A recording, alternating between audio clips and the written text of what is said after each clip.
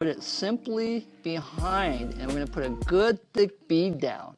We're here at the refrigerator right now for the built-in barbecue, and as you notice, it has a whole open back, so all this wiring here is going to be exposed, and we're just going to put it simply behind, and we're going to put a good thick bead down.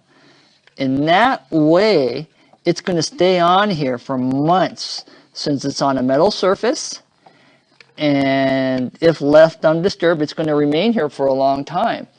And then we're going to get it here on the corners also, so if the rats or mice ever come back, this will keep them from actually coming inside and hitting all these wires and chewing through them. And for good measure, we'll actually put some of the gel right onto the wiring. Now remember, you want to keep the gel away from any of the connecting areas where you're going to put it into the electrical socket.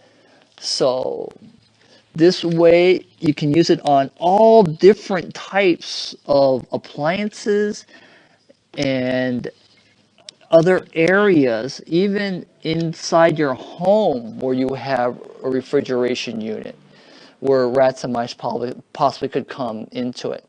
You can also place it in your automobiles also, where the rats and mice are possibly chewing through any type of hoses that you have.